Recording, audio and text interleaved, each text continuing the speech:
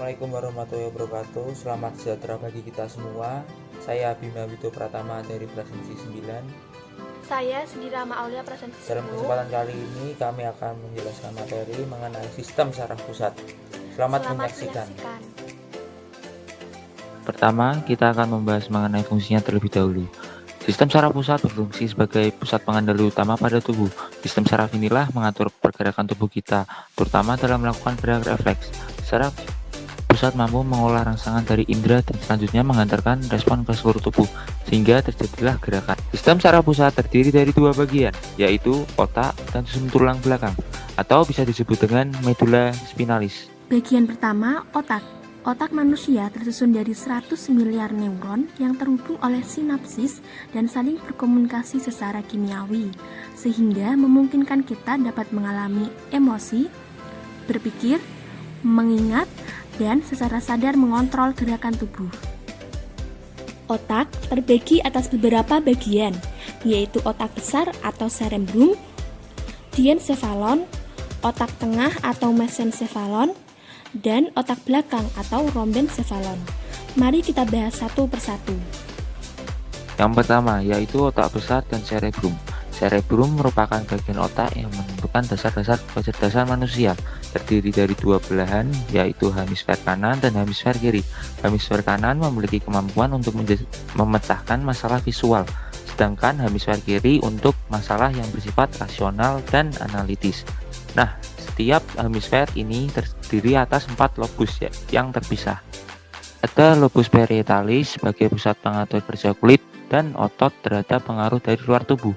Lobus frontalis sebagai pusat perkembangan kecerdasan, ingatan, dan sikap. Lobus temporalis sebagai pusat pendengaran dan berbahasa. Terakhir, lobus occipitalis sebagai pusat penglihatan. Bagian kedua yaitu diencephalon. Diencephalon terletak di antara cerebrum dan juga otak tengah. Di dalamnya terdapat talamus, hipotalamus, dan epitalamus. Talamus berfungsi sebagai pusat sensoris. Hipotalamus berperan sebagai pengatur suhu, selera makan, dan keseimbangan cairan tubuh. Sedangkan epitalamus berperan dalam dorongan emosi. Selanjutnya yaitu otak tengah atau mesencephalon. Otak tengah merupakan penghubung antara otak besar dan otak kecil dan berfungsi untuk meneruskan informasi penglihatan dan juga pendengaran. Bagian terakhir yaitu otak belakang atau rhombencephalon. Otak belakang terdiri dari dua bagian, yaitu otak kecil yang berfungsi sebagai pusat keseimbangan dan koordinasi otot, misalnya menulis, mengetik, atau bermain piano, serta sumsum lanjutan atau medula oblongata yang berfungsi sebagai pengendali frekuensi denyut jantung, tekanan darah, respirasi, dan mengatur gerak refleks. Di dalam otak belakang terdapat jembatan Farol yang berfungsi sebagai penghubung otak kecil bagian kanan dan kiri, serta penghantar impuls dari otot-otot tubuh bagian kanan dan kiri. Selain jembatan Farol, terdapat juga batang otot yang terdiri dari otak tengah, jembatan Farol, dan medula oblongata.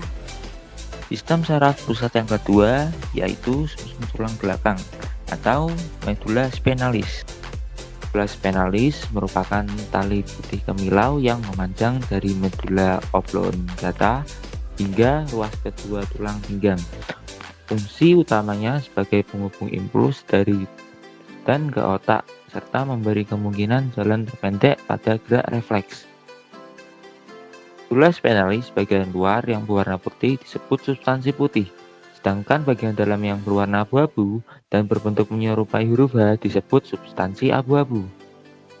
Saat ada rangsangan yang berasal dari reseptor, impuls sensor akan diterima badan sel neuron sensorik dan akan diantarkan melalui tanduk dorsal.